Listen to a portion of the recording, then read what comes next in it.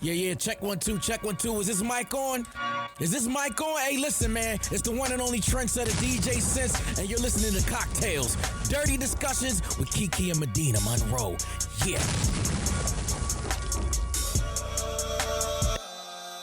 Today's cocktail is called the CockTales Royale. You're only gonna need 2 very simple ingredients, 1 part Chambord and then 4 parts of Prosecco. You could also use any of your favorite sparkling wines, a cava, whatever suits your fancy. So this is gonna be probably the easiest cocktail recipe I've ever done. I'm not even about to be measuring because I'm not pulling out a jigger to measure wine. You know how to do this. We're gonna pour the wine in the glass of this beautiful coupe glass here. You don't want to fill it all the way up because we have to leave a little bit of room for that Chambord. So we'll do it like that. And then it's just actually half part Chambord, not 1, but I'm not measuring that either. We're just going to splash it in there.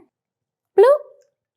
And look at how pretty that is. Now it's pink. It looks way more fun. It's not rosé, it's something better. And this is a CockTales Royale. You can sip this by the pool or wherever you want to. You can also garnish it with some black raspberries if you can find them. I don't know where you find them, not Amazon. Sip this, enjoy it, and feel like a princess. Cheers. Cheers. This is a CockTales Royale. Welcome back to CockTales Dirty Discussions, you guys. I'm Kiki Said So. Hey, y'all. I'm Medinah Monroe. And this week we have a guest, a very pretty guest, a very special guest, a very tall guest. Her name is Simone Henderson. Hey, girl, hey. Hey, girl, hey. She's one of my favorite people that I just met, but I'm saying that because she's a Fashion Nova ambassador. And you know we love Fashion Nova over here. Where y'all at? Because we need to be embassed. Hey, Simone, quick background before we all catch up and give updates. I met Simone. Do you remember we did an episode recently and I was like, I really want to make a new friend. And I was like, you were like, what do you want her to be like? And what do you describe her, say it out loud. And I literally described you. I met Simone at where was it? Alex Jack's cocktail making class that I told you about. Yeah. She was there, and when she arrived, she just lit up the room. She was asking for more drinks before they were done. I was like, "Oh, this is my girl. That's right. This is everybody else trying to be polite. Like, can we get more champagne?" She was like, "Can we?" I was like, "Oh, let me stick next to her because we drinking over here." We laughed so hard, our cheeks hurt, our stomachs hurt, and I was like, "Oh, we're gonna be friends." That's a good time. It was a really good time, and we exchanged numbers, and we really been keeping up with each other, and I appreciate that because it'd be hard when you get older and be busy and you meet new people. You just don't have time. So hey, Simone. Hey. Tell the people about yourself a little. Okay, so like a little background, like a little bio. A little bio. Ooh, okay. So I'm from San Diego, born and raised. I'm 31 years old. And I've been modeling for about like 4 years now. Like I just started, but I feel like it's been going at a really fast pace. Like it's been really good. I've done Miami Swim Week. I've done New York Fashion Week. Oh, wow. Yeah, I've done, I'm actually like pretty proud of myself, but you know, at the same time, you like, there's so many like, don't you say it. Be proud of yourself. I go a little bit more. Congratulations. And you're going there. Yeah. Bask in the now. It ain't over till it's over. Right? You're right. You're right. It ain't over till it's over. How tall are you? 5'11". Wow. So do you date men that, do they have to be tall? Like, has it ever posed a problem in your dating life? They do have to be tall. Like, I would prefer them to be 6'3" and up, but I've dated men like 6'2", which is still great. It's great. Have you ever dated anyone shorter than you, or it's a hard no? No. Damn, you're just looking down at them. No. Like, hey, I baby. just, maybe money would help, but I don't know. Now, when you're shopping at Fashion Nova and ambassadoring it all, what about the mini skirts? I always wonder that because I be feeling like when I put a mini skirt on from Fashion Nova, it'd be a little short. I can't wear the You just skip that section. I can't wear skirts. Like, okay. It'd be up your butt. It's like, remember in heels, I'm like 6'4". Oh. Like low 6'3". So it'd be like mini. It'd be like, oh, if I can't walk, bend over, I'm getting like little like Betty Boop a little bit. Yeah. So I do skirts, but they do like, I go to the knee. You do the grown lady skirt. And I like the pencil skirts because it classic accentuates her curves. It looks really nice. So I like those. I love pencil skirts. Do you love being a Fashion Nova ambassador? Because I just always wonder, like, do you just get weekly packages and you're just like, my order's here? So I actually manifested that. I really did manifest that. A lot of my friends around me actually had Fashion Nova ambassadors. So I was like, you know what? I want it too. Mm-hmm. Yeah. And I was just manifesting it so much that one of my friends that I actually met just recently, like put me onto it and stuff and told me what I had to do. And I ended up sending them an email. They literally replied back to me in like 15 minutes. Mm-hmm. And yeah, and we get monthly packages. We get to choose 15 items a month.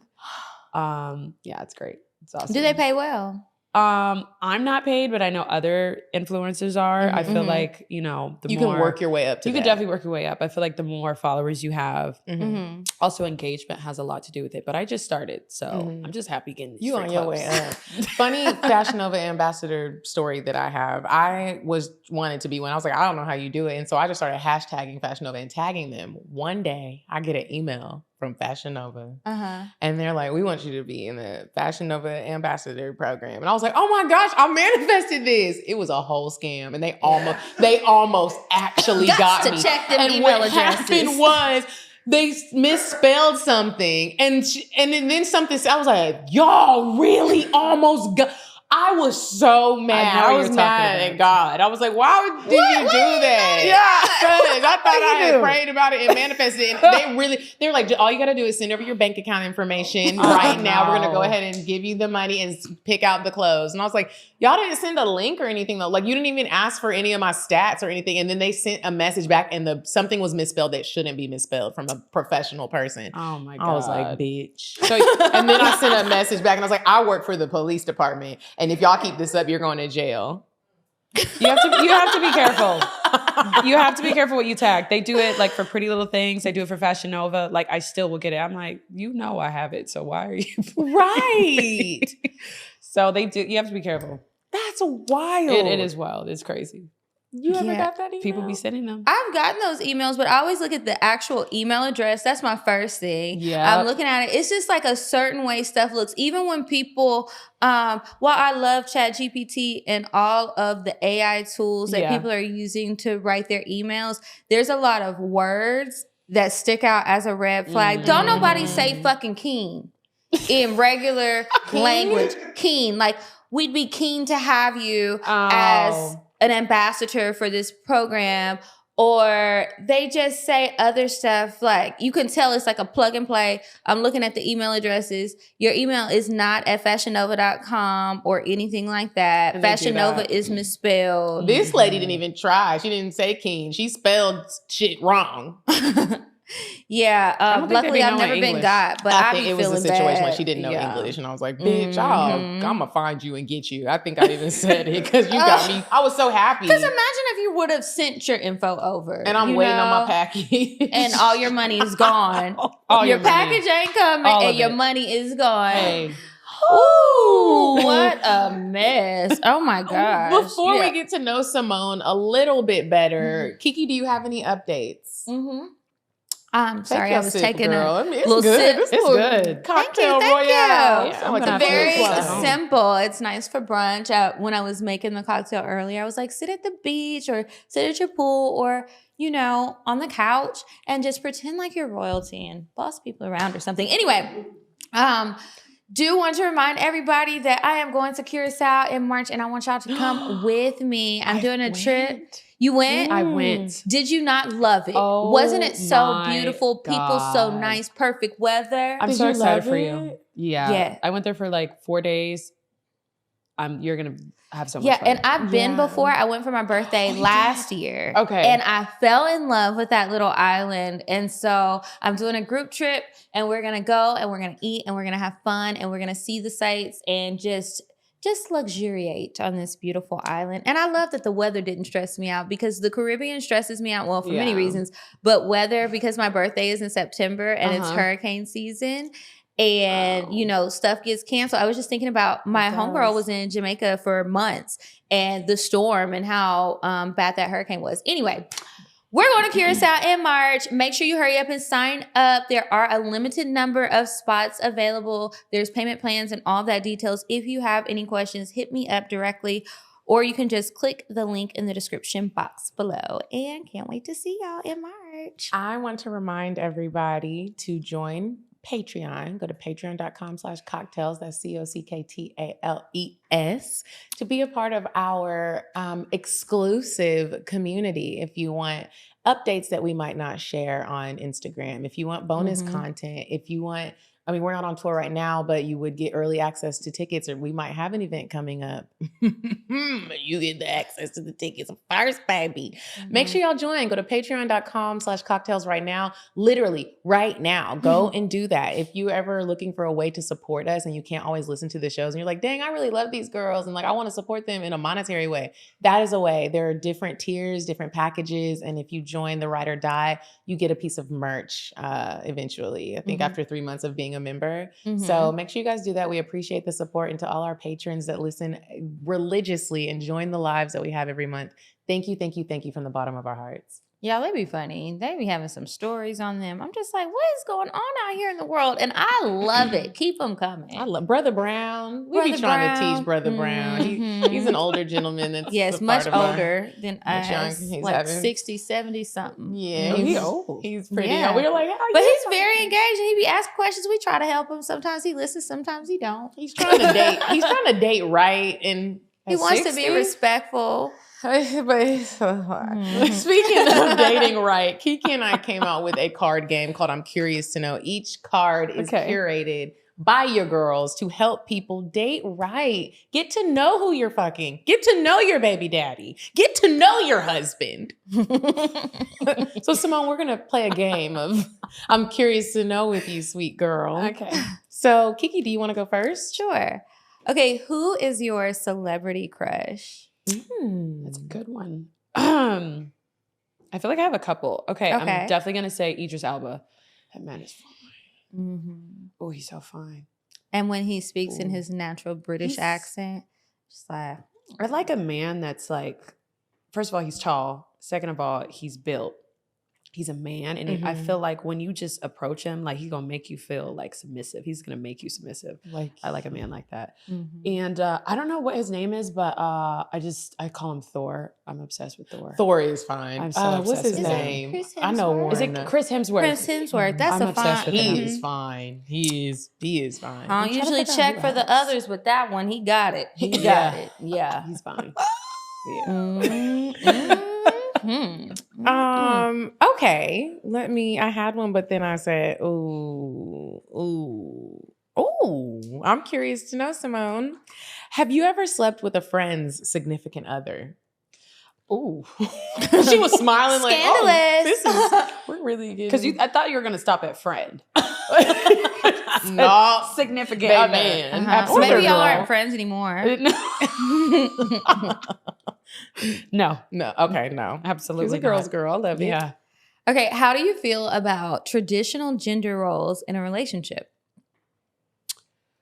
I feel like in a relationship, a man needs to take care of everything. That's just me. That's how I was raised. Like growing up, my dad took care of everything. And my mom also had a job herself. But my dad didn't put pressure on her like, oh, you need a job. My mom took care of us. She took care of the house. She cooked every single day. She cooked, she cleaned, she did all of that. But my mom also is a hard worker. She, took care of all the business. So they have a business together. They have two businesses. So my mom was like the accountant for everything. So she did that and took care of us, took us to school all the time. Well, my dad, he was a truck driver. They had a truck driving company. So he was on the road. So anything my mom wanted, anything that we needed, just go ahead, have it. So when I hear this 50-50 stuff or whatever, that's weird. I've never attracted a man like that. Thing. And it's funny, my boyfriend and I were having this, I hate saying boyfriend. I can't wait till I'm saying husband. I feel so childish. So, anyways, the way she just snapped at herself. My boyfriend and I were having a conversation. We have very intense conversations. Sometimes it's because we're playing the card game. Sometimes it's just a topic. Yeah. And we were having the 50-50 conversation, and I really love his viewpoint. And I've always had this viewpoint too, but I never had the language for it. I never said it like this. But he doesn't believe in the 50-50 thing. Not that it's you don't need to be working and you just get to chill all day. Correct. You can't get wealth if we're relying on both incomes. That's just not the reality. One person needs to be able to support this whole family. And then the woman's income goes to investments, goes to maybe travel, the children. Like, and you can help out where you need to help out, but it shouldn't be like you are dependent on this 50-50 situation. I get everybody's situation is different and you can't do that, but the mentality should start to switch, because if everybody's just working to pay bills, nobody's investing anything. I agree with that.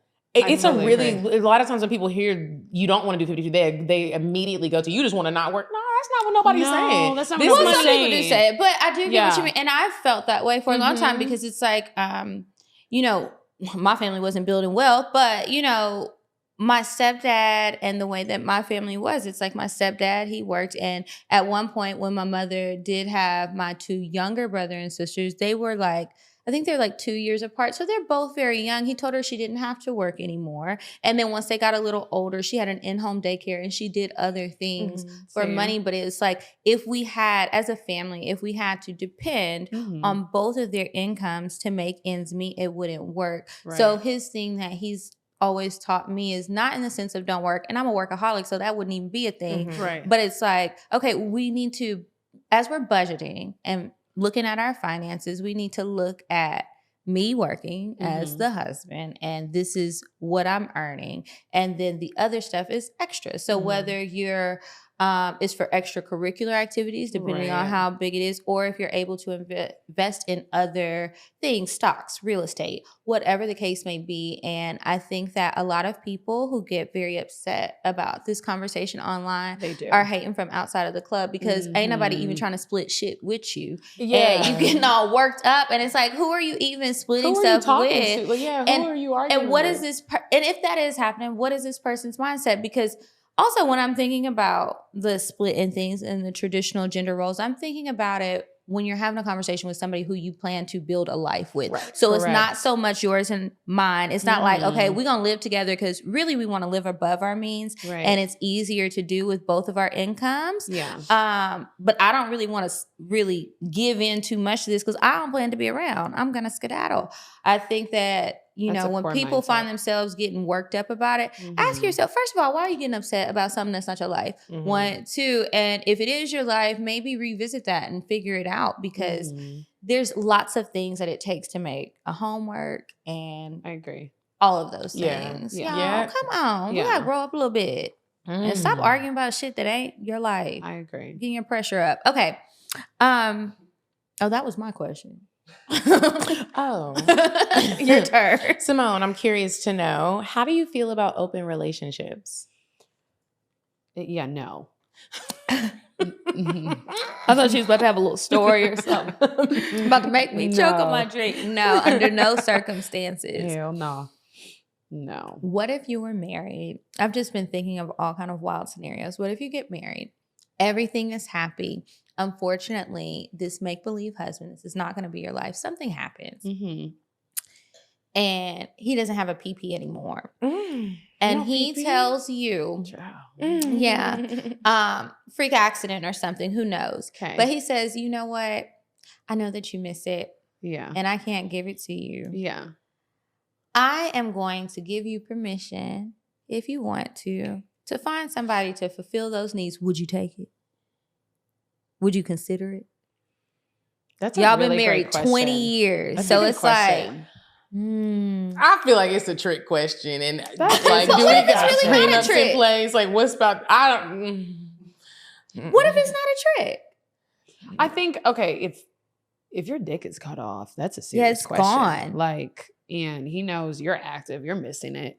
Clearly it's, so I feel like that's not a trick question. I feel like eventually I probably would, you know, like explore. But my whole thing is like, we're women, we get attached. We're now very emotional creatures. So I don't see myself just fire a pool boy every month. Or I would be like, baby, you better put a strap on. I thought about that too, but what if he's sick and he don't have the energy? He don't need no, y'all get on top. It's so weird though. It would be having a strap on. Have you ever had sex with a woman? No. Okay, one time I did, and she was like a real gay woman, not a cute fake gay woman. She was a real, and she had a strap on, and she strapped it on, and she strapped it on me. And did you like it? It was interesting. Like I was like, it was a lot of fake moaning for me, but I didn't want to be. Did she act like it was hers? Like, was she like? It was her penis. Oh my god! It was connected. Well, to she her better body. take control of it. That's insane. And the first Did time she make you submissive, like super submissive? No. I was like, okay, we did it. Because there's a difference between a heartbeat penis and a non-heartbeat. It doesn't curve with you, so sometimes it hurt. Yeah. And it was cold. Could we put it in the microwave? What? Yeah. Oh, y'all nasty. Oh my goodness. Okay. What did your parents think of the last person you dated? Good question. That is a good question. Okay, so they only met 2 because they live in California. They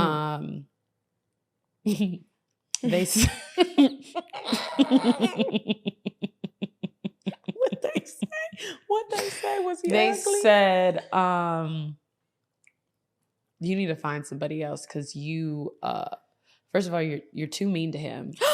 And okay, you know, like you see people that like run a relationship, and like they do whatever. I tend to do that because I could be very dominant, but if another man comes into play, like I could be very submissive. You just gotta be that. What's your sign? Man. Capricorn. Okay. You have to be, you know. So my dad was like, "Look, I'm gonna keep it real with you. That's not the one, and you're actually embarrassing him. So you need to keep pushing." Damn. Yeah. No, my dad's mean. Imagine if there was a show where you basically just get to see what people's parents think about you. That actually, wait, there was a show like that. Parental Guidance. Oh, yeah. I don't want to watch that on show. MTV. Yes. I don't want to watch that. Kept Not it my real. episode. I do wonder, like now wondering, like, what are your parents think about? I wonder what people's parents thought about me. Mm-hmm. I like to think that everybody's parents like me. That'd actually be a really good show. Yeah. That would. What did they think? You need to like That not might air be- that part because somebody might steal that. So just that's a good show. Okay, this is my last one. Okay. Simone, I'm curious to know, do you think you can have too much sex? What's too much sex though? You know. Is there too much? Yeah, I do. I think there's too much sex because I'm really big on I don't want to get tired of that person. Mm-hmm. So I've always wanted to space it out. Like, okay, so one thing I do ask a man is like, how often do you like to have sex? Because There's one of them in the car. I'm serious because I need to know because sometimes like, okay, I will say this though. Ever since I turned 30, my sexual drive is so much higher. So before that, I was like, well, I'm concerned. Is something wrong with me? Like, I don't want to have sex as much. What's going on? Check my uterus. Did you feel like that when you turned 30? I did too. It got so high. I don't know if it was when I turned 30 exactly, but it's definitely been high. Now, I fell into a slump more recently, and I'm like, oh my God, am I going through early menopause? What the fuck is wrong with broken pussy? But yeah, definitely. It's higher. The older I got, the more I was into it. And I think it also came with like this confidence and more self-awareness and self-assuredness of what I actually like and not feeling like I got to make sure I'm pleasing this other person. It's like, okay, well, if I'm going to be here, I want to enjoy it too. And I need to speak up because he doesn't know. And if I'm faking it, I'm doing both of us a disservice, you know? Yeah. And I feel like you're attracting more men too when you like are older. Like, because men feel that confidence. Yeah. Like they just feel it. But yeah, I do like to have sex, but I do put a limit because I feel like I don't want to get tired of it. I feel you. And then my vagina So how hurts. much in a week, let's say, if you were in a committed relationship? Shit, now. Okay, I feel like before it would have been like 2 to 3 times a week. I'm not even gonna lie to you. But now it's like we can definitely have sex like every other day. Yeah. So 3 to 4 times a week. It's changed. Like, especially if the dick is good. Like you gotta understand. You want it every day. And then don't be drinking, it's worse. And then now I get irritated though. Now I get irritated. Like I'll like be drinking and let's say he's too tired. I have an attitude now. Like, the fuck, wake that ass up. Let's go. Get up. Get up. Chop. Make those cheeks clap. Yeah. Kiki, how often would you like to have sex in a week? Right now, once. Once a week? Mm-hmm. Okay. Once. I told you I've been in a slump. I don't know. I'm broken. Once is insane. This has never been me. I feel like it's insane too, but it's like, okay, well, what the fuck? Fix me, please. Put me back how I was before. I used to be. Every day. I do that already. Don't you worry about that drinking. I'm not drinking. I got that. But under normal circumstances, outside of the slump, when I had a healthier sexual appetite, it was more like every day is what I would like. Okay. 3 to 4 times a week would be good, but I would like every day. And if I wasn't having sex every day, something. Mm-hmm. A little munch. A little what? A little munch. Well, no, because if you're going to eat it, I'm going to sit on it, okay? But hey, we're not doing appetizers around here. I like full meals, baby. Full meals. Okay. No, but like maybe if we're both busy or we're away from each other or something like that, we were on tour all that time. Yeah. Maybe I'm sending a video or we're just having like a little sexy exchange or something, or I'm playing with my pussy in between.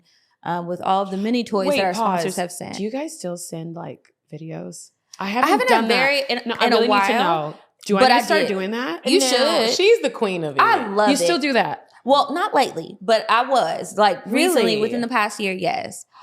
And somebody had asked me like, why don't you do that anymore? And I'm like, I just ain't been feeling it. I'm tired of repeating myself, but I'm gonna try to get back into it because it is fun. Because once you get into it and you feeling confident and your eyes not looking lazy because you did it, you remember to do it before you had too many of these, then it's just like, it feels good. And fortunately, because I know that there's like a risk somebody could do something bad. I think that's why I never did it. Or share it or it turn into something negative. But fortunately for me, as far as I know, nobody disrespected me in that way. They disrespected me in others, but not like that. So my videos and pictures are not on the internet. And I just make sure, while I don't want them to go out and don't nobody send no shit to no fucking body, but I'm proud of my work. So no, that's right. I never really been a video sending girl. I always just get nervous. There was one dude that I dated and I would make him pay me to send him. And I really did like him. He wasn't like even a trick. I was just like, I just need to be compensated because this is a lot of work. I got to set the camera up. I've got to go get the lights right. I need to hide the rolls. Like, bro, this is work. Like, it's crazy. But I will say, a few weeks ago, I went to the Atlanta United game with my man, and we had such a good time. We were drinking. We were in the little lounge. We were watching the game. It was a really good time. I went to the bathroom, and I had pulled down my little onesie shirt, and I took a picture of my titties and like my hair, and I was like, and I sent it to him. And I got back to the game, and I was like looking at him like, he's like, why are you looking at him like that? And I was like, have you checked your text message? He's like, no. And I was like, oh Lord. And then he opened it and it wasn't sexy no more. Yeah, because now you sitting there. Now we sitting here, the game is up. People behind us, they right on the back. Like they see my titty, put it up.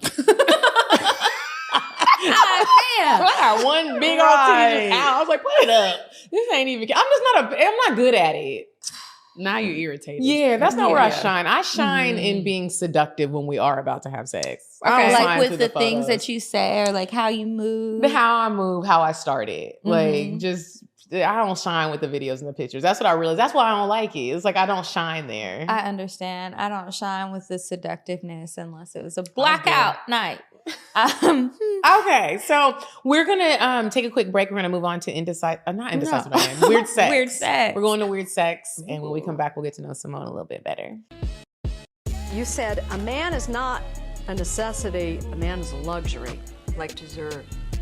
Yeah, a man is absolutely not a necessity. Did you mean that to sound mean and bitter? Oh, not at all. I adore dessert. I love men. I think men are the coolest. But you don't really need them to live.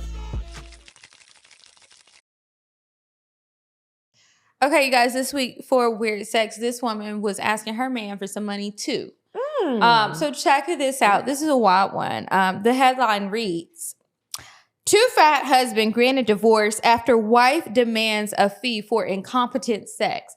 You know, the stuff that be going on the other side of the pond over there in Asia is wild to me. The things that people are demanding divorces for and fees for, it's just like, some people's wildest dreams. Did she get it?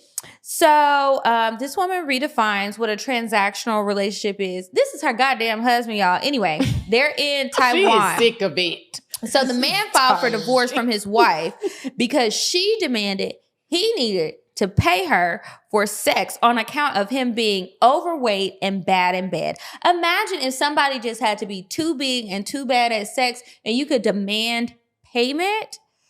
The tables would turn. Well, this is over there in Taiwan. Now they're married. They had 2 children.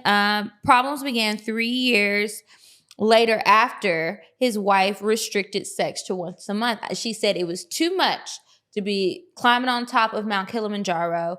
She did not want to be doing all of that. It's just like, I'm stretching, I'm doing yoga, not for peace, but so that I can open up my hips to even be able to plop down and find your penis. And I don't want to say it, but remember, I said the story was in Taiwan, so y'all do with that what y'all want. Anyway, 2 years after the 2 years after the children in 2019, baby girl said, baby, I'm not fucking you.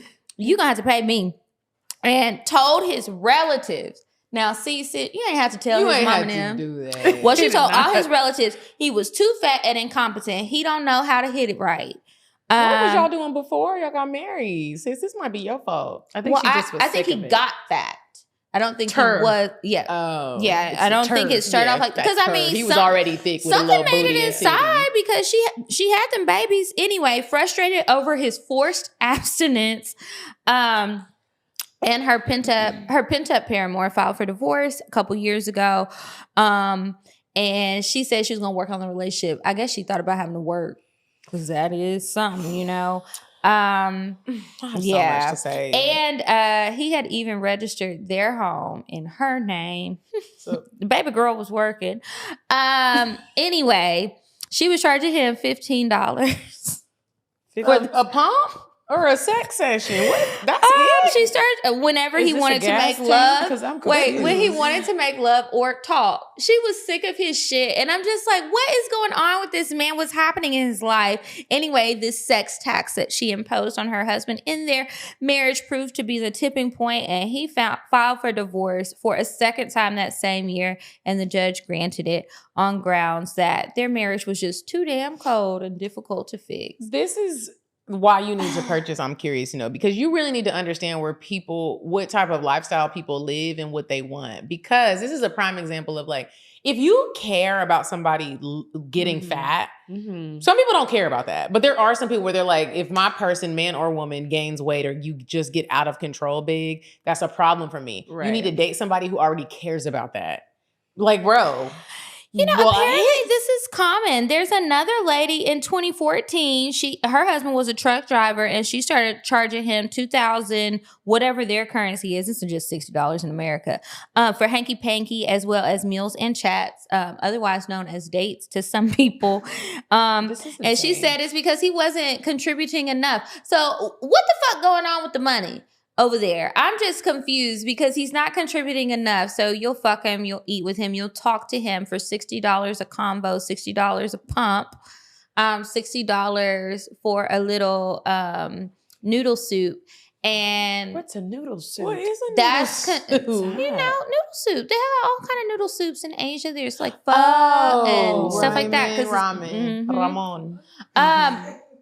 I'm just not understanding, like, how he can keep his money to himself like this, but he gonna pay you $60. What is going on? I see why the girls end up on 90 Day Fiancé every time, because this is ghetto. Anyway, thank y'all for sending in these stories, and you girls, y'all be careful over there in Taiwan. And we can't ship internationally yet, right? We can ship internationally. It's gonna cost you though. Y'all need to buy the game over there in Taiwan, and it might take a minute. So be this patient. Is absolutely absurd. But we're not translating the card, so I hope you have a phone that can do it for you. Yeah, it's gonna be in English. Just this gonna look like this. That's it. Anyway, that's it for weird sex. Maybe raise your prices too, because this is absurd. $60 and $15, girl. What for a pump? Really? You can't even buy an airplane or ticket. to talk to me. I'm gonna charge my husband $60 to talk to me? Like, I do girl, wonder what? if there's like a sexy way to flip this. Like, if you're in a healthy relationship and it's good, like, could I? You could do like a little role play or something, you know? Yeah. Some men are into like findom, so they would like that. They do. But I feel like that's like the white people. Oh, yeah. Niggas might be like, give me. I'm not They be really like- sending the money. Niggas be like, are you You gotta search on the internet, get- not people that's on get out. Instagram comments arguing and Twitter and stuff. You gotta find somebody That is else. wild. Say. Say goodbye to that weak erection with Joy Mode Sexual Performance Booster. This all-natural supplement is designed to enhance blood flow, giving you firmer, more reliable erections. But Joy Mode isn't just about better sex. Daily use supports healthier blood vessels, it's going to boost your heart health, and enhances your athletic performance. Expertly formulated and backed by science, it's proven to improve erectile function by 50% in just 60 days. That's 2 months. I like that. So this is how you're going to eat it or drink it or taste it or, Consume. You are going to simply mix a pack with some water and feel the effects within 45 minutes. Take control with Joy Mode. Get a boost anytime, anywhere, and never miss a beat.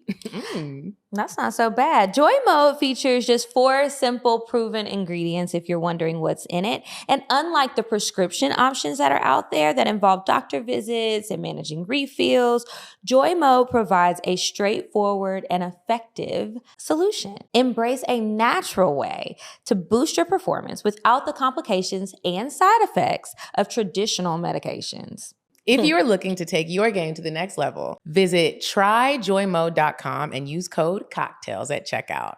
That's tryjoymode.com, tryjoymode.com, and use code CockTales on your first order. All right, so let's get to know our good sis Simone through some good conversations. So one of the conversations that you and I, we need a refill. That baby's sick. Oh, slide your glass. I'm sick. Slide it on. This is my type of girl. No, that's right. We all are kind of due for a refill. Yeah, this is how we met. This is how we met. Look at that. Look at that. I know that's right. She poured it all. Cheers. One full refill for Cheers, everybody. ladies. Cheers. The Gift of Asking. I am reading a book. It's called The Gift of Asking. And Oh, it's this is talking about how amazing. just asking for all the shit that you want, whether it's more water, more drink, more sex. Just ask. Don't be scared. Do not. So one of the things that we talked about at the cocktail making class when we were having our own little situation was you losing your virginity at what I think is a late age, because I lost my virginity as a teenager. And so I don't even know how we got on this conversation.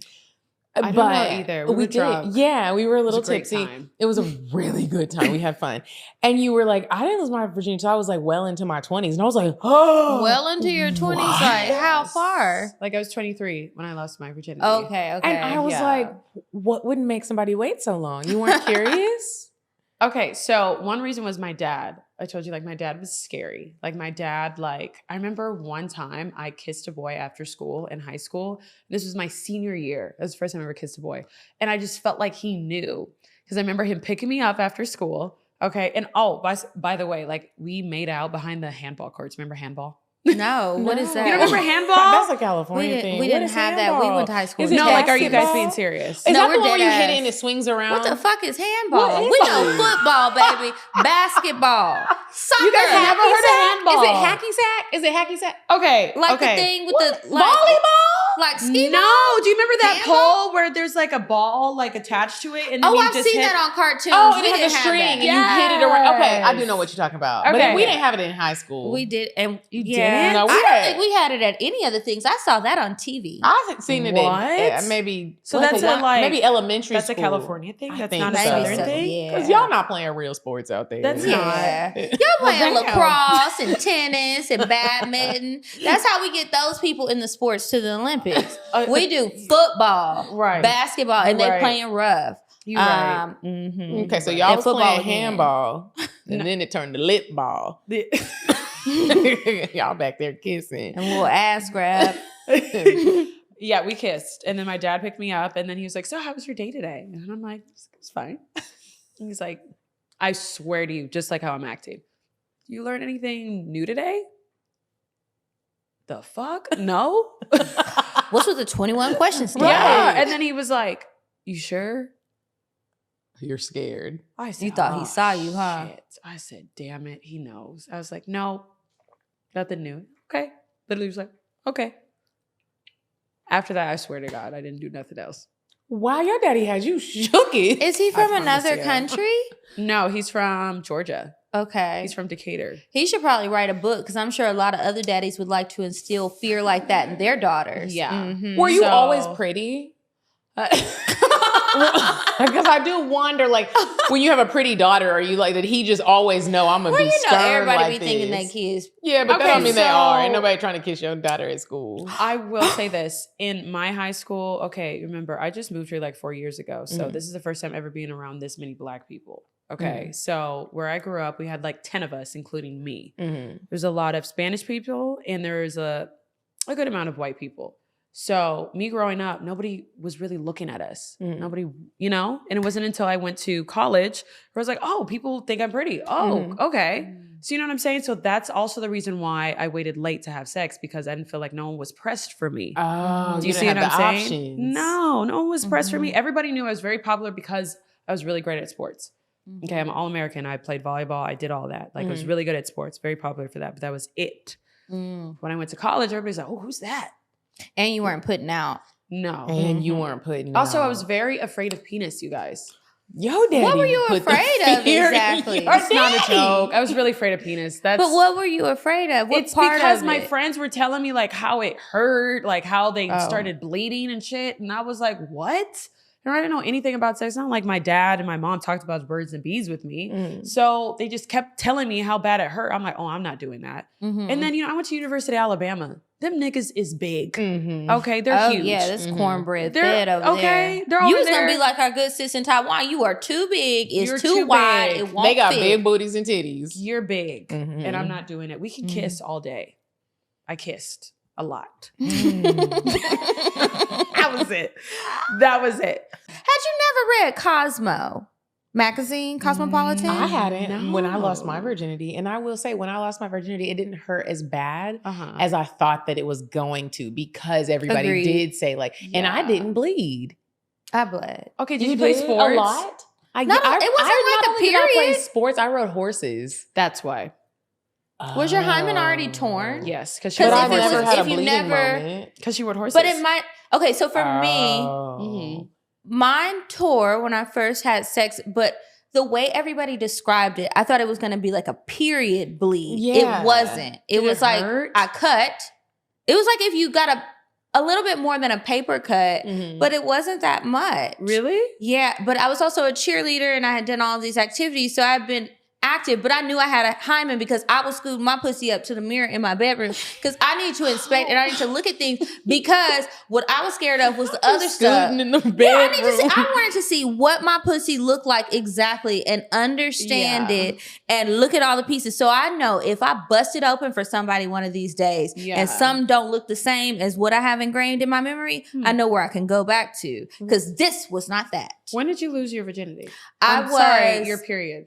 Oh, my period? Yeah. I had my first period at 14.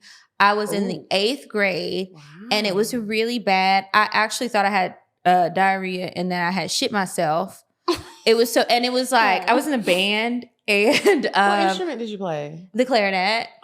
And I was just like in so much pain. I felt sick and I was like, did I shit myself? Because it was like such dark blood and it was like all these clots. I ain't never been right since. But anyway, I went to the bathroom. What's wrong? And it's like, we had concerts that day. So we were going to the different elementary schools that feed into the junior high school to play. So luckily I had on all black, but it's like, I don't have shit to put on and it's not even registering at first. So I'm like, balling up toilet tissue and shit, and I didn't fuck with You those. didn't know you started your period. You just I didn't like, I guess I was in denial. It was just so damn black. I'm thinking red blood. Right. Not this grape jelly looking shit. And I was just and I was like, I need to go to the nurse. I'm dying. And I felt like the little girl in My Girl. Because then I'm like, okay, I'm wiping. It looks more like blood. I'm hemorrhaging. Call my mom. It was a traumatic day. I hated that day. And I didn't want to do that damn concert. No way. So you're 14. But yeah, I was 14. I was in fourth grade. However, you're old in fourth grade. I started my period in fourth grade. You started your period in the fourth grade? That's a lot of responsibility. I was at home. Oh my God. And my mom had already told me, she had always been talking to me and my sister about sex and periods are going to come one day. But I really wasn't listening. I was listening, but I wasn't listening until it happened. I was in the bathtub. And I was like, oh, at least you're in the bathtub. Yeah, isn't that crazy? I was in the bathtub and like, you know, stuff started coming out. And I was like, what's happening? And I didn't know how to tell my mom. Fourth grade. I didn't say anything for a long time. So I took I had to, because then I was like, okay, I took a razor. Kids are weird. And this is why you really have to have. Please stop. A razor. I took a razor. What did you do? And I cut, I think I still have the scar on my ankle, and I cut my ankle and I made it bleed. And then I went and got my mom and I was like, I'm bleeding. And I've always been weird. And I was like, I'm bleeding on my legs. And Why is getting your period such a weird thing that we go through? Because I feel you on that. I was just like, I don't you gotta watch kids. What is you that? Don't know. I didn't do that though. I don't know. And this is what your brain ain't fully developed when you were a child, because my mom had already prepared me for it and told me about this. And I have an older sister but I don't, for some reason I was like, I got blood on the carpet. Because when I got out of the bathtub, some of the blood had dripped on and I don't know why I thought I was going to be in trouble. You're weird. I'm very weird. Now I told my mom, I was like, and I was crying. I was like, I cut my ankle. And she was like, it's okay. And then I was like, it's not okay. And then I took her to the bathroom and showed her where blood had dripped. And then I was like, and it's coming out. And then she kind of just like, was like, oh, you started your period. I started mine at 16, so I knew exactly what was up. And I had it in the bathroom. So at school or at home? At home. So everything was late. Virginity, period. Did it feel like a normal period now that you're older and you've had more periods? Because I still don't understand why mine was so goddamn fucked up and traumatic. I have very normal Mine periods. still be fucked up and dramatic. It hurts. I'm mad. I just bleed a lot. Maybe that's for like big girls. I don't know. Like I bleed a lot, and I bleed for the full 7 days. Same. Heavy clots. Yeah, my attitude. That's why I liked birth adjusted. control, because it lessened it. Mm-hmm. It lessened it a lot. But yeah, my periods were really heavy. But I will say this though. Side note: I am really glad I did wait, because a lot of things I don't know still with sex. Whether I feel like, no offense, but people when you have sex earlier, feel like you get bored. And I feel like that's why people are doing weird shit with sex. Whereas, I'm sorry, but now it's like putting hamsters in their butt. Just, okay. That's one. But, I'm still doing the basic stuff because I'm not tired of it. You know what I'm saying? Is there anything you want to try? I've never used a toy during sex. I would like to try that. I'm telling you guys, I don't but I have mean, a lot you're only like 5, 6 years off, so you're gonna catch up. I know. It's great. I've never used a toy. Wow. Never. Have you used one by yourself? No. Okay. No. That's really attractive. Like, that's not a bad thing. Never used a toy. Well, you only know natural sex. Only know. And what do you think of this natural sex? How do you view sex? I think sex is great with that right person. So my vagina is different. Like, she takes a while to warm up. So it hurts still. You know what I'm saying? Wow. Yeah, it hurts. Sex still hurts. So I have to she has to warm up. She has to like you. If she don't like you. Well, it needs to warm up no matter what. You gotta let that thing do what it do. Mine warms up real quick. And sometimes I'll be like an easy bake oven. Yeah, easy bake oven. Okay. It's like zoop zoop. No, mine is an old oven. Old slave oven. You gotta warm this baby. It's a 1988 Buick, baby. You gonna have Cutlass Supreme. You need to warm this baby up. You can't just turn it on in the wintertime. Winter was coming. It came. It left. And I just been sitting out in the garage. Ain't no oil change or nothing, baby. All I did was get a wash and detail, aka my laser hair removal. You're gonna have to warm me up. I'm not just gonna be hot and ready like Little Caesar. So I get you. Because it will hurt. Like, sometimes men are just like, oh, my dick has risen to the occasion. You should be ready. And it's nothing against you, but like, come on, give me something else. This ain't it. Hurts. And most of the guy I'm with, they have big old. Do you ever try to use lube if it's like a rush? No, I'm like really like one of those people that don't like nothing. Like, but you let them put it in and it hurts. I don't use Vagisil, whatever them stupid ass washes are. Like everybody. Well, Vagisil and lube is different. I don't do none of that. She does her own thing. Like no, she needs to take her time. And then I don't have an issue with getting wet. That's like far from that. So wait, what is hurting? That you're saying that you need to warm up. So when I'm drunk, oh my God, I take it great. But on a regular day, but on a regular day, I'm like, do you do yoga? That has helped me a lot. Yoga will really, it will open me up. It just helps you. She's just such a bitch sometimes. Yeah. Like, can you like loosen up? Yeah, just talk to her. Yeah. I try, and I tell them to talk to her too. Like, you gotta talk to her. Did you name it? You don't have to say the name if you don't want to say the name. But did you name her? Stacy. Stacy. Yeah, Stacy has an attitude. Now, Miss Stacy doesn't have to answer this, but you can answer it, and you too, Kiki. Since you're fairly new to Atlanta, you've only been here 4 years. Yeah. What has your dating experience been in Atlanta? Everybody always says dating in Atlanta is trash, and I'm trying to debunk that whole statement. Okay, so that's a great question because I don't have issues dating in Atlanta. Good. I really don't. But you got to be careful what type of men you attract. Your mindset got to be different. And I'm not going to lie, a lot of these women in Atlanta, you know, they only want one thing, which is, you know, they're clout chasers and they're chasing after chains, I call it, you know, men with chains, you know, the rappers, all that, like showing a Chanel bag and all this other stuff. That's cool, whatever. If that's what you want to do, that's what you want to do. But you can't sit here and get mad and tell us that the dating experience is trash, but you're not looking for a man. You're looking for a man that provides for what you want, which is to show off all your materialistic things. So it's either you want to be a wife and find a man or you want to get tricked on. It's either or. If you want to get tricked on, yeah, you need to come here. Baby, the men is out. And ready they will pay. They will pay. But you're going to be sad and crying. You're going to be sad and crying. And don't be mad if you have 2 babies and your man don't want to marry you. What type of men do you think you attract? I attract men that are very giving.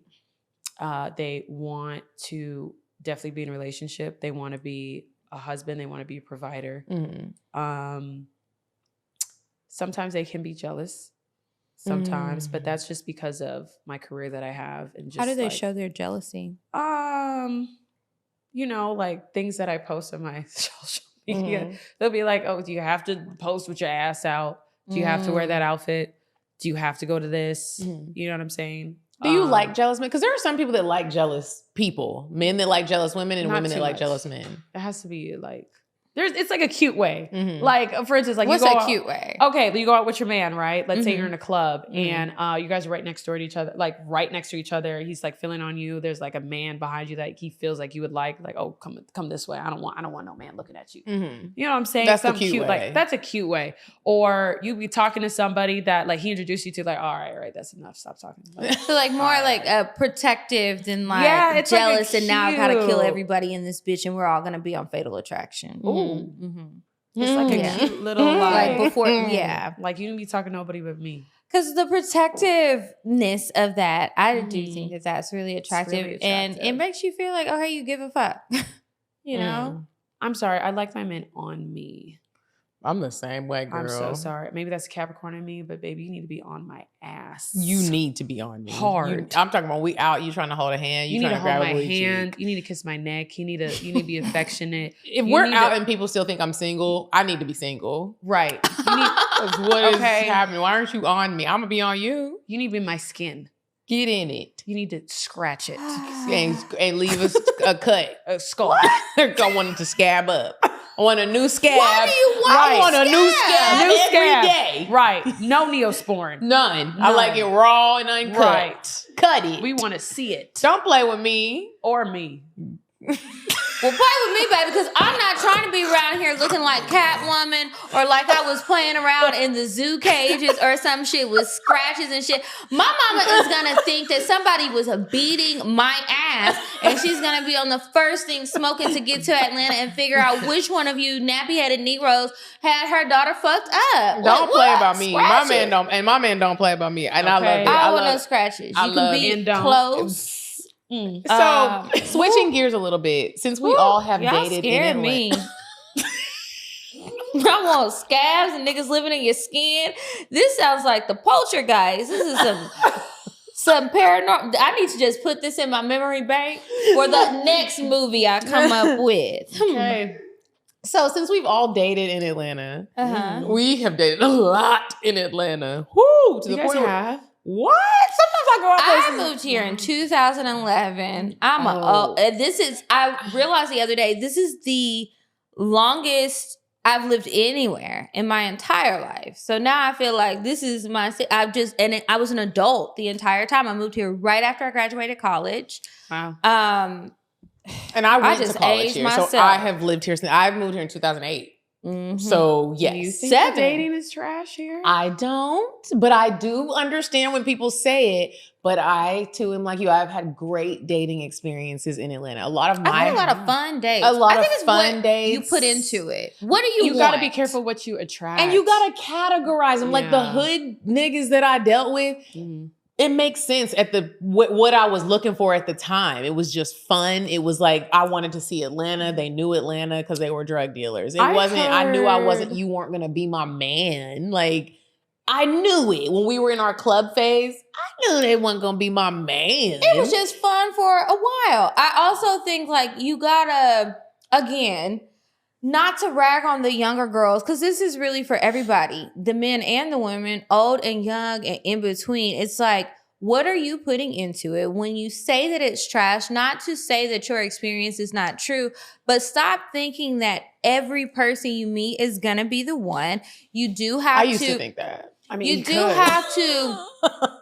Most people are going to have experiences with different people. And part of figuring out who you really are and what you really want, not what your family and your friends and we telling you that you should have in a happy, healthy relationship, if that's what you want. You got to get out there because there's quirks that everybody has and needs that everybody has and wants that everybody has. You got to figure out what's going to be for you. So if you go into it and you're upset because you're not living a fairy tale fantasy, or because you met 3 guys this month, none of them panned out to be a real relationship. Girl, this is not how the game is going to go for the average person.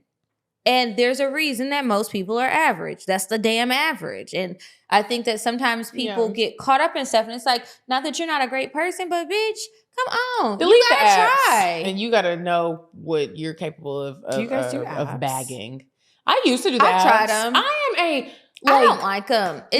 I prefer in person. When I was out here single and dating, I did all the things that people singled and dating do. I tried the apps, and I have my own theory about the apps, and they didn't work for me because I'm a very social person. So it was very much like, oh, okay, I see who the type of now. Not to say that I ain't like from that. I did have some success stories from the app, but I also was like, there were so many bad stories, and I was like, the dating apps for me, they're for people that they're not social butterflies. You don't normally get, like, people aren't attracted to you just naturally. And that's when I realized I'm not an app person, because I know how to talk to people and I know how to open my mouth.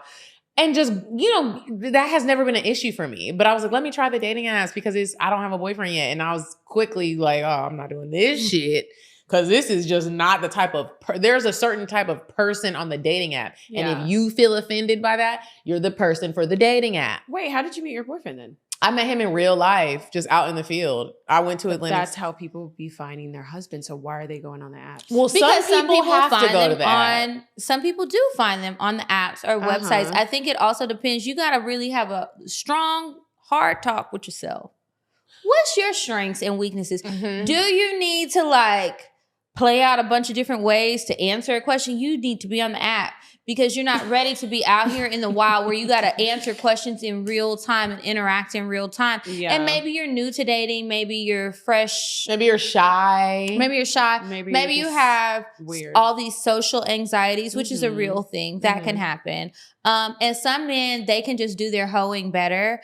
and women too, on the internet. So it's not that they lack social skills. They got it. They look good. They're going to look like they pictures and everything. But they're just like, why would I wait for all of these women to come up to me here? Because I can go somewhere, update my profile, swiping at the bar, and I'm getting all the bitches in here because I'm that nigga. It just depends. You got to figure out what you want to do and how you're going to approach the apps. But I'll tell you this, if you are social, because I agree with you to like, how people act on the apps versus real life. It's different. It's very different. If you are on the apps, and I think so. That was my experience at least. Because here's the thing about the app. When you meet somebody on an app, and I was on the app for a minute on all of them. Yeah. There's this thing that is skipped that to me is a key part of dating. And it's like when you meet somebody on the app, it's like, oh, we're a match. We like each other.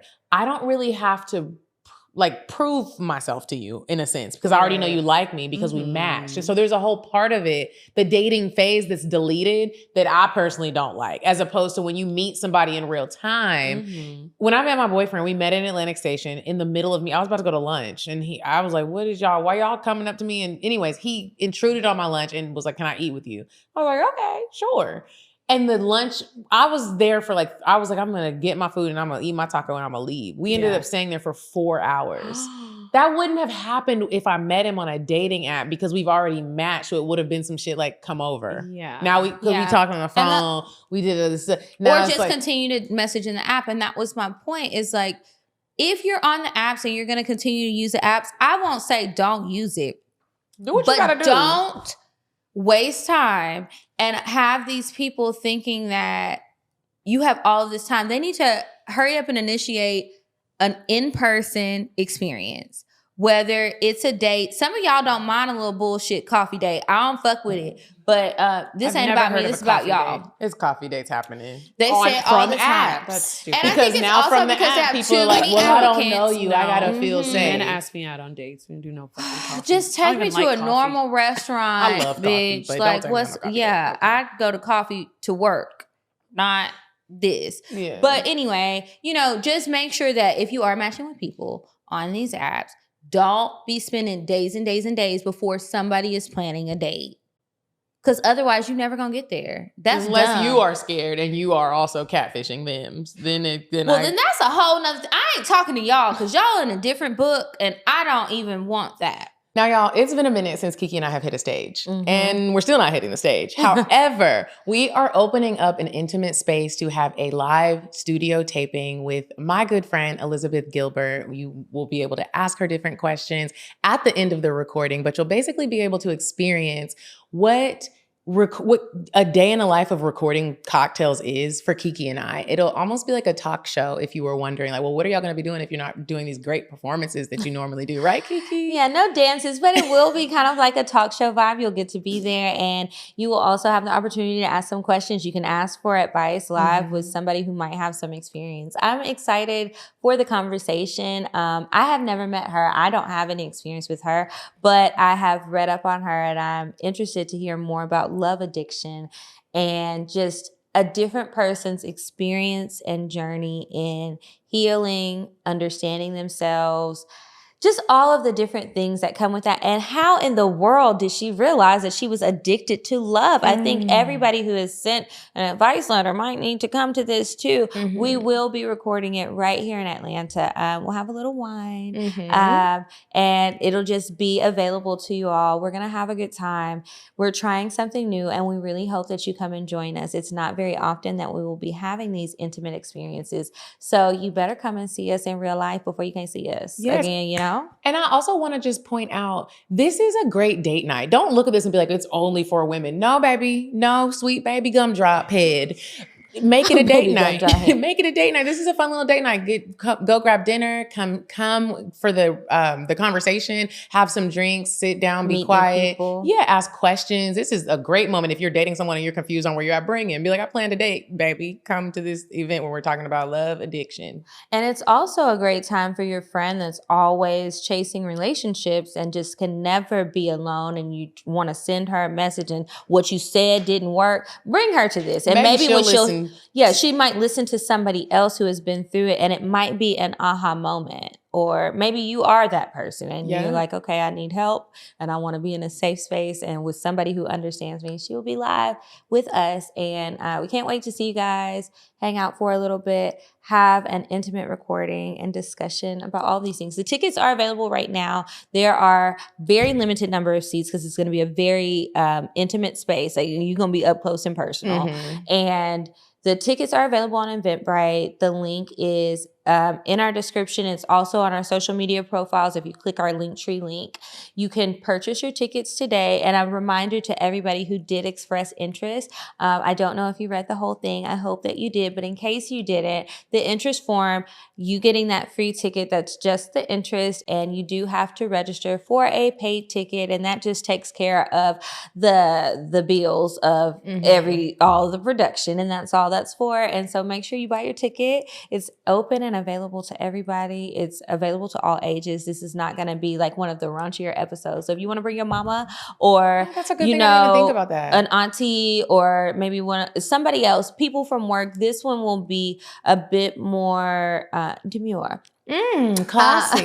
Yes. And it's going to be a more grown conversation versus us gyrating across the stage. We'll say that for another time. We need more space for that. We need more space for that. We got to let more people see it if we're going to do it. You know what I mean? But I really hope that you guys come out and join us. Let us know if you have any questions. You can DM us or email us if you have any questions about the event. But it is coming up. It is Tuesday, October 8th, right here in Atlanta, Georgia. Once you buy your ticket, you will get the actual address 24 hours before the event. And if you got them free tickets, do not show up at the door without your paid one because you will be turned around. Yeah. The whole reason why I brought up dates in Atlanta was because I wanted you guys, since we're talking about people that have a rough time dating in Atlanta, you helped me plan my boyfriend's situation. Even though I couldn't get a reservation there, I picked a different Mediterranean restaurant. Have you been to Yalda? I ended up taking him to Yalda, and it was a hit. His family liked it. Great. He liked it. I liked it. What was your recommendation? Del Bar. Oh, that's where I went today. I couldn't get a reservation. Yes, I love that place. I love all the Mediterranean, Middle Eastern type stuff. We gotta go. We gotta go. I enjoy it. So I want you to tell us, what are since you've been in Atlanta, your top 3 restaurant date spots? Okay, so number 1, I love Little Alleys. Yes. Oh my God. I do what? love Little Alley. I do. How many times been in Little Alleys? Oh, several dates there. We're talking about sushi, ate sushi. So that's sexy. my favorite. So sexy. I done put everybody onto that tuna crisp. Have you had the tuna crisp? Yes. Ooh, you got to order 3 of them. Oh, look, one thing about me, baby, I'm going to eat. You better eat. I tell them too. I like to eat. And my favorite love language from a man is get whatever you want. I am 5'11". Yes. I need to eat. I need to eat. I'm hungry. I am a hungry hippo bitch, and I'm gonna eat. Please name the episode Hungry Hippo. Because I want to eat and I'm gonna drink. And you gonna be mad, baby. This is an aquarium. We are guzzling. If you see this empty, she'll have another one. Ooh. That's how I be doing wild things. I love when men. I love when men. Men. When they men, know that. She'll have another one. That's all you need to tell me. Look, okay. I'm activated, baby. What's up? Look. Drought wear. Funk wear. Yeah. Okay. Okay, so where else? Anywhere else? Or those are your favorites? Okay, and then you said Del Bar. Also, Hal's Steakhouse. I do love Hal's. I love Hal's. But now see, Hal's, now, I know you are a different caliber of woman. Everybody can't go to Hal's. Now give us one option that's just like an affordable option for the average person, if you have had that experience. Okay, I don't know exactly the name. Oh, she said the name. Okay. What part of town? It's Howell Mill. No. Oh, okay. It's in Buckhead. Buckhead. It's in the Buckhead shops. True It's Foods? right by the art gallery, that pizza place. Yeppa? Yes. Yeppa is a normal, regular person restaurant. Did you see? But you feel like you rich in there. Did you see that they have the espresso martini thing? Tower? Yes. And it's like $90. Yes. It's what? It's $90, but it's 12 of them. So if the 3 of us went, you just get around get a tower. It's $90. That's $30 a piece if we was gonna bust it down. But it's 12 of them. So that's 4. That's a lot of espresso. That's a lot. But it's like if you were to buy 2 espresso martinis is going to be more than $30 a piece. Are you sure they're like 12 ducks? They're acting up in places nowadays. They are? Yeah, they're acting up. What about that place that's in I that like that area that you go up the elevator? Le the Colonial. Vietnamese place? I love Le Colonial. You remember the Southern French Gentleman. restaurant? Le Petit. It's up It's that- Le Colonial. I like that. And it's good. It is good. That's a great date spot. Mm, That that is a great. Caramel? Yes. I don't know how you say it. I think it's very cute. Food They is not could that work. Yeah, they could work on that. great. And their espresso martini is not good. I You didn't try also it. need to try Para Bistro. I like that went. one? You did? You like it? I like It's it. good. It's way better than their other place because Which one, Pasha? yes, because like you know it's Pasha? the same owners. Yes. The wife owns Para Bistro. Uh-huh. The husband owns Pasha. You can tell. Girl power. No, you can. She's doing it. I haven't heard went. of Para Bistro. I might have to add ain't gonna lie, that. you It's on can't tell. Collier. But Pasha's a vibe. Pasha is a vibe. I've been to Pasha. Pasha's a But vibe. you're not gonna like the food like that. Now I will say they all like to serve everything on goddamn cutting boards. Can we get some plates in this? I like a motherfucker? cutting board served. I do. I like it. I give my nephew his lunch on a Do you cutting like to board. host? I do. I don't mind a cutting board sometimes, but it's like, okay, let's make our tables and these big ass platters make sense. Because if I'm there with a few people and we have these ginormous cutting boards, can we consolidate this? You know what we all order? We order at the same time. I just wish that they would probably rework that a little bit or maybe get some new furniture. But I do love Para. Pasha cool. It's more of like a fun time. Yeah. Para's But Para- a fun time. Yeah. And it's very cute inside. I sat on the little patio. The It's place nice. next door, the Where is it casual at? Collier Road. okay. Big Easy Grill that's right there on Collier Road. I used to go there all the time on Wednesday nights because I like to eat crawfish. I'm originally from Louisiana. I love boiled I was going to crawfish. ask you if you're from there. Yeah, and so they do it every Wednesday during crawfish season. I've seen them changing the place and doing all the modeling and everything. So they finally opened. It was Savvy Provisions and some other stuff that didn't stick. I think this one will stick. If y'all haven't been, that is a very cute place. You can go get your pictures. Really? The customer service I found was better. Everything was just better compared to Pasha. Not to totally knock Pasha, but I enjoyed it. Yeah. Wait, what other places you guys have? Because I need to know. Okay. What's that other steak place that's, oh my God, it's so Bones or No. Knife? good. Nope. I do like Knife. I haven't been to Knife yet. The one I've been where to they Knife do a like lot. the gold steak. You're talking about Steak Market across from I haven't been there. Siva's. I love it. They do a happy hour. They have like a speakeasy in the basement. Yeah, That's they pretty do. cute. Yeah. I love that place. The man who owns it, fine. He is? Mm-hmm. Hey, he be watching the show. Hey, Osan, how you been doing? He do be watching the show. Anyway, it's gonna give you that Thor vibe, honey. I'll show you. He His, got a man bun, don't he? he did. I ain't seen him in a long He's time. white? He's No, like Middle Eastern or something. He's Turkish. He's Turkish. Mm, But he fine and he big. fine. We gonna make this a tall. clip and He's tag about him. 6'4", 6'5". Maybe they'll He be sponsor working a date. out, Maybe they'll running, sponsor us all. I'm not to lying. come have They got dinner. locations here, Vegas, Don't tell somewhere me what a else, good Kennesaw. time. This gonna be a clip. We gonna tag him and be like, "Y'all want us to Tag come?" him. and- Hey. We It's could been do a while. We could do the podcast there, child. Oh, look, With some steak. little shut it down. Now they do have some really good octopus too, but I do like that place. I like MF Sushi. There is one in Virginia Highlands, which is near Del Bar. It's right up the street from there. That's a good place. They're only open for dinner. Okay. Oh my God, Barcelona Wine Bar. That's a very one. good spot. Oh my And God. that's the type of date spot where it's like a quick date, where it's like, Yes. okay, we didn't really get to make plans. Let's just meet me at Barcelona. Yes. Another spot that I just want to add to it is, and I just found this randomly, it was next to a place that I was getting my hair done. It's a very mom and pop type of restaurant, but the food was so good and I love the ambiance. It's called Noni's. It's on Cheshire Bridge, and it is a very small, quaint Italian restaurant. We were gonna go there one day. You told me it was really good, but we didn't go. We got tired. So good. It's so good, and it's very Italian to the point where you feel like the mafia is having a meeting in here, and his body's in the back. That's where I Yes. want to go. I want to go there too. It's really It's giving dangerous. It's giving dangerous, but Yeah. not dangerous, like really dangerous. It's Yeah. just like that's how it feels. Like the tablecloths are white. It's Would very you guys small. be interested in a guide, a city guide? We can start in Atlanta and They we can need put to be interested because the way y'all be different- hitting me up, asking to, I'm coming to Atlanta this weekend. Can you give me a weekend guide?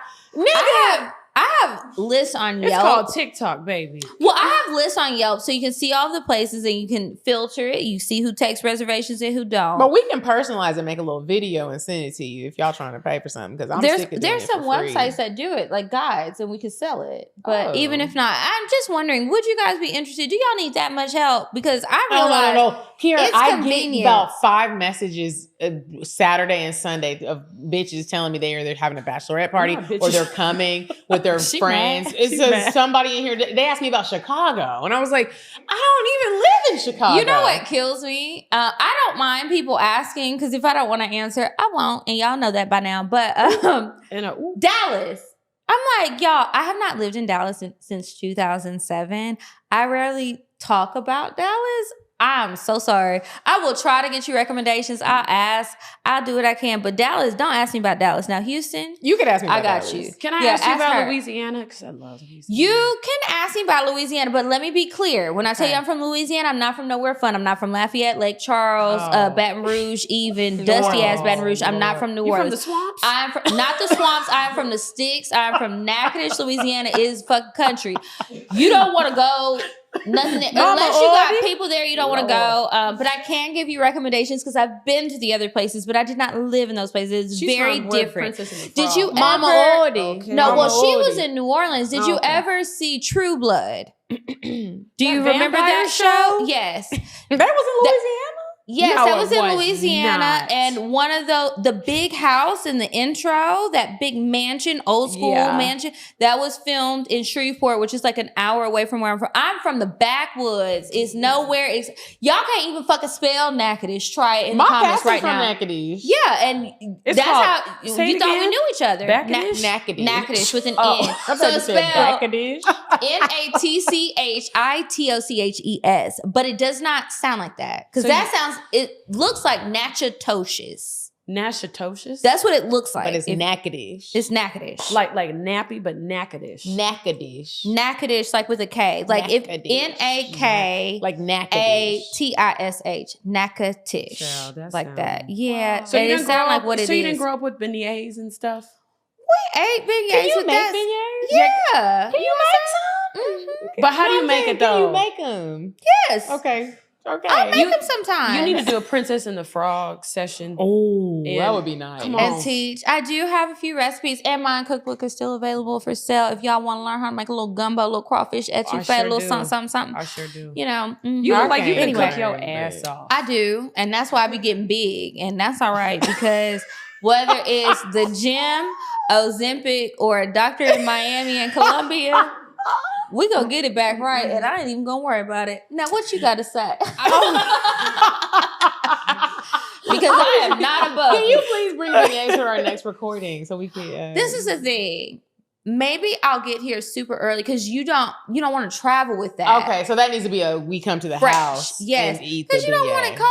I don't want no cold beignet. Okay, so maybe we can make We a don't want little no cold Patreon what? episode. Beignets. Girl, I no. love a beignet. I love a beignet. Really? I tore them up. I didn't know you love them so much. One day, me and Walker made some. I was like, you need to learn how to make this. He did not Can retain you it. teach That's me my to make cousin. gumbo? Of course. Because I feel like love when I making make gumbo. it, I'll have a ring the next day. Mhm. That's we gotta cook. We gotta cook. All right, y'all. We are going to head on over to Indecisive Diane, and when we come back, we have some advice that we're gonna read and try to help you with. Would you stop thinking about what everyone wants? Stop thinking about what I want, what he wants, what your parents want. What do you want? What do you want?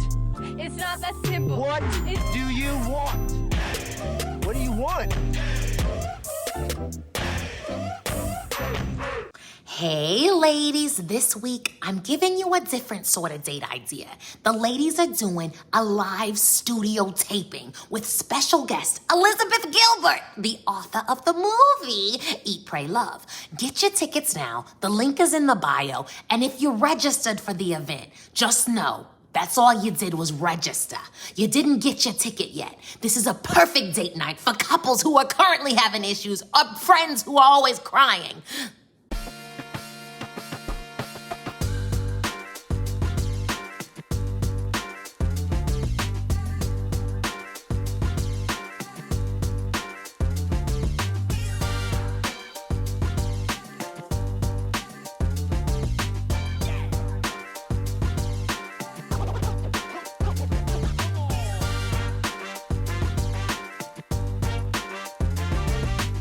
All right, you guys, and we are back from Indecisive Diane, and it's time for the advice. If you have a question that you would like to ask us on the show, please email us at advice@cocktailspod.com. I gotta pee, but you go ahead. I'm gonna walk around the cameras and read the letter. Okay, so this advice letter is titled "The Huntsville Flower Guy." So this is a man who came to our Huntsville show and gave me flowers in front of my boyfriend. Oh, it was very nice though. Thank you, sir. Thank you. He says, "Hello, Kiki and Medinah. Ever since having the chance to help with shipping merch years ago," I don't know what you're talking about. Okay. I've followed the podcast since and have enjoyed you both very much. To keep this simple, here's my story to share, and I'm interested in what your perspectives are in my current relationship. This is a man. Okay. I reached out of my comfort zone to put myself on a dating app in the likes for finding friends and new connections, business, and intimate ones. After a couple of years, I came across my current girlfriend. Initially, could you imagine if you were dating someone and they wrote in to a podcast about you because they just didn't know what to do with you? They didn't know who, you can't help them. I'd be so, Initially, there was a blissful period, even though we started 2,000 miles apart.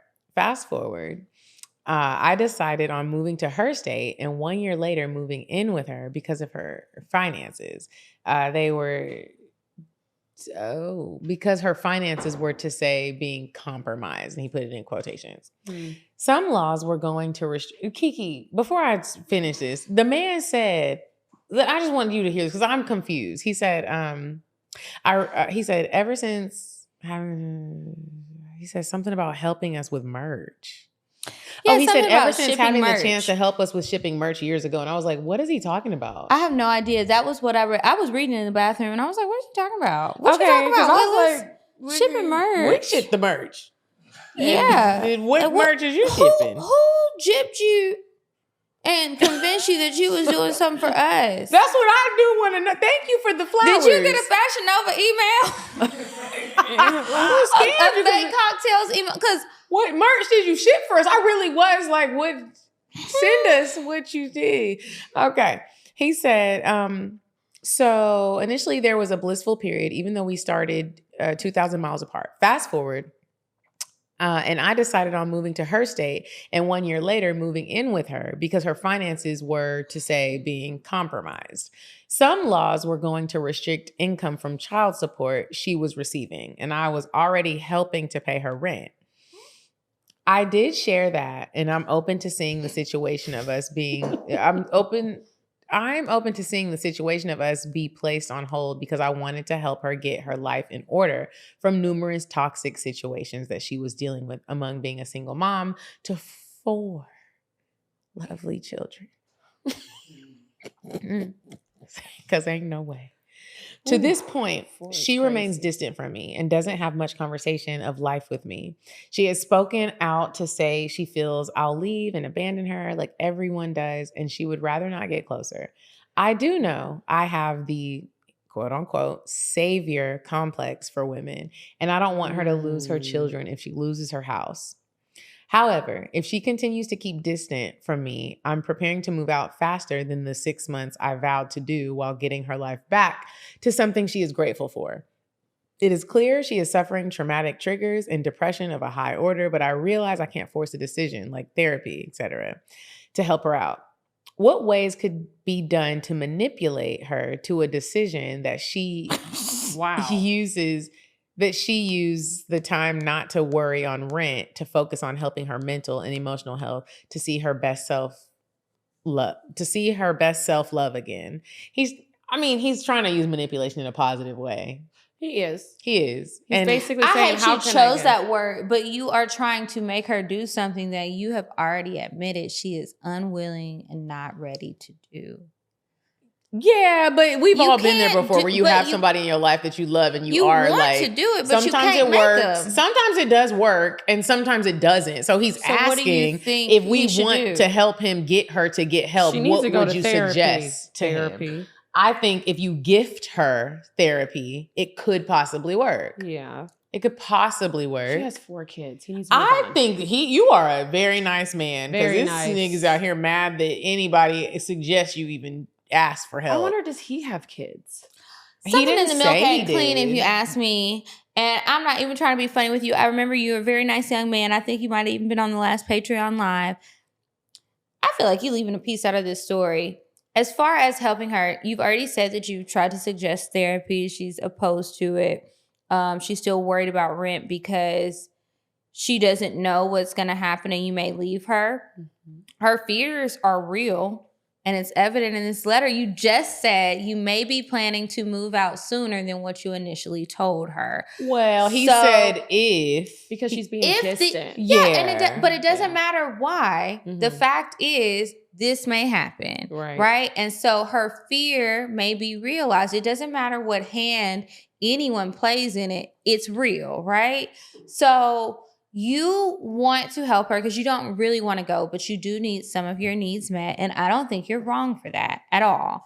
But what I do think that you need to realize, ain't nothing in there, girl. I done checked 3 times. It's a little Chambord. That's got alcohol in it. If you need a little No, it's gone, baby. It's gone. No, I meant this. Because that ain't just juice. Anyway, I do think if you want to be with her, if you want this, it's gonna take a lot of things, but I don't think she's ready. I don't think she's open, and I think you're fighting an uphill battle because as much as you try to manipulate somebody or whatever other word you may choose, it's gonna backfire on you. Not so good without that bubbly. It's going to backfire on you, and you've got to consider that. So maybe be a listening ear, be a friend to her, if you will, from a distance. If you move, this liqueur, that shit don't usually hit too good alone. It's best with a friend. It's not the main dish, it's the side. But you got to figure out what you can do to help her from a distance because you want to leave. She's not going to give you what she wants. She got 4 motherfucking kids to worry about, and you who's about to leave her, and she don't have the money, and she's not open. You can't force somebody. You can encourage somebody, but you can do that even if you move out. Because if you do care about her overall well-being and you are still trying to be a friend, you could expeditiously. Yeah, I think you actually. And tell her, don't move out in the middle of the night. Just tell her what's up. I'm gonna give you the advice that we would give a woman if she was writing in about this. You need to run. You need to run. She needs to get her life together. She needs to do some reflecting, and she can't do that with you by her side, taking care of everything. Crutch. You are a crutch. And I saw you comment in one of our recent videos where you really appreciated the episode that we did with, I don't know who it was with, but we were talking about women needing help and going through depression and stuff. I think it was with Salima. And you had commented on it that your girlfriend was going through something. And this is you, because I remember the name. And you need to just, sometimes the best thing you can do is leave somebody alone, even if you love them. Because when you start using words like, I got to manipulate somebody, whether it's for the best or the worst, it's just not a good, that's just not it. And it's not in alignment with what you have going. And it's okay. And it might hurt for you to leave her alone. What you want for your life? But you shouldn't have to do this much. You are taking care of someone who doesn't appreciate it because she just doesn't have the capacity to even try to appreciate it yet. She's stressed. She's stressed. She's trying to figure out her life for her children. That don't got nothing to do with you. Unfortunately, she has to figure it out. And so if you want to, when you do make your exit, if you want to leave her a little check just to help her with some groceries or something, that's cool. But like, you got to go and get somebody that can meet you where you're at so you can have a happy life. Yeah, honestly, you deserve it. You deserve it. You deserve some good luck. Anytime you got to try to make somebody do something, whether it's for their own good or not, when you have to say you have to manipulate a person, I understand you probably have the best of intentions. That ain't it. It ain't it. It's not good for your mental, and you got to take care of you. Mm-hmm. You want to tell him anything, Simone?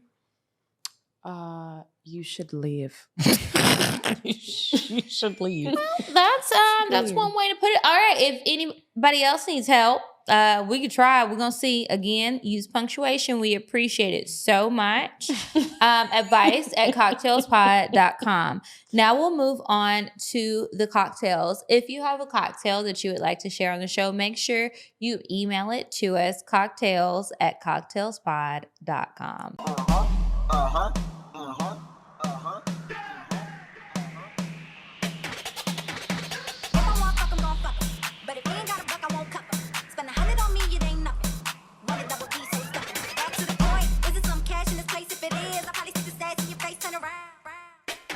Once upon a time, not long ago, I was a hoe. And now it's time for the cocktails. And we're going to let Simone share a cocktail. Now, if you don't have a cocktail, you can read one. But I feel like you got one.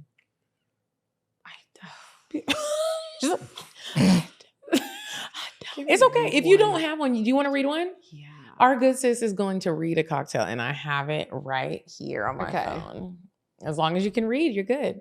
As long as I can read, right? Okay. Hey, ladies. I have been following the Instagram for years, but never listened to it until now. I started around episode 100, and I've been wanting to send a cocktail for quite some time. But I was skeptical as a gay man if it would get picked or read on the show. Anyway, I have a cocktail that I cannot share all the details about with anyone that I need to tell. It's epic. All right. It better be. Let's see. Let's see. I'm glad I read this one.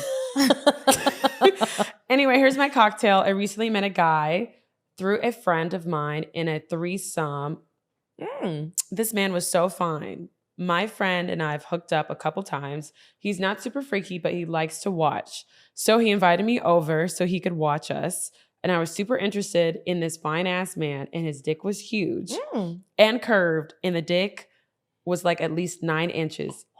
No, thank you. That booty hole is split. This man nasty. He eats my ass. Judgy. Wow, He's it's very intricate. It's a cocktail. This is a cocktail. This is cocktail. And tail. It's a Ain't cocktail. nothing wrong with a little ass eating, okay? Wow. Peaches got a good age, baby. Wow.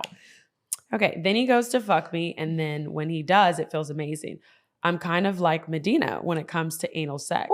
Ooh. I didn't proofread this one. Not a booty hole warrior. Booty hole warrior, it's crazy. It feels good no matter the size of how long. So while he's fucking me, I felt a little bit of an irritation. Child. And not the hemorrhoids. And as a veteran at this bottoming shit, I kind of knew either what? Bottoming, like the bottom. Bottoming. Like he's a a top bottom. and a bottom, like bottoming. Got it. I kind of knew either I wasn't all the way clean or there was maybe a little tear. So I asked for a break. Then I went to the bathroom and I checked, and of course I was bleeding. I had to go. He asked me if I wanted to smoke and help him come. No dick for too long. I think he messed up there. They do that often. I said no. I smoked a blunt with him, but then I went home.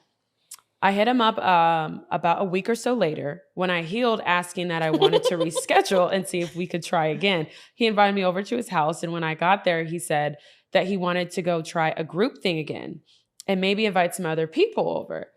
I invited a friend of mine, but he said the guy's dick was too big, and he had never taken anything that big, so he ended up leaving. And then he invited a friend of his who was super fine as well. The friend had a super big dick, not the same thickness, and same size though. They both took turns fucking me all night, like at least 3 hours. And after 3 hours, goddamn. This is crazy. How many Valiums you took? I didn't want to read this no more. No, keep going. This is juicy because what the fuck is going on? This is you said it was epic, baby. That's an understatement. I'm really glad I did not say nothing. Okay. After his friend came, he left and he ended up fucking me until he fell asleep. Literally rolled over and fell asleep before I could even see what was going on. I thought we were taking a break. I slept at his house and then I went home in the morning, but he never came. I'm a slut, so I wanted that nut. So I hit him up the next day. I'm a slut, so I wanted that nut. So I hit him up the next day telling him I needed some more dick. but my hole was kind of sore from taking both dicks for hella long. Naturally. It's true. He told me that he enjoyed himself and he couldn't wait to see me again. And he asked when I was free again, and I told him that I would come back tonight if he wanted me to. But I didn't know if I was trying to have the same group session that we had in the past. He told me that that's all he's into and that he would want to slut me out if I came back. Of course, I couldn't be a bitch. And I had to be able to prove myself and my endurance because I was feeling him. So I went back on the same condition that whoever he invited was a bottom and me a top so that I wouldn't have to be the only one taking dick all that night. Right, because who wants their booty split all the time? Oh, and he said he tore, so. He agreed as long as it was not him. He invited his friend over, and his friend also had a big dick, but was not that into me because his dick couldn't stay hard. The friend was fucking me while the guy was fucking him, and we ended up taking a break due to erectile dysfunction. Ooh. Okay. We all smoked a blunt, and the friend ended up calling another friend to fuck us both. God damn. This friend was also fine as fuck. His dick wasn't as big as everybody else's, but it was super thick and still hot.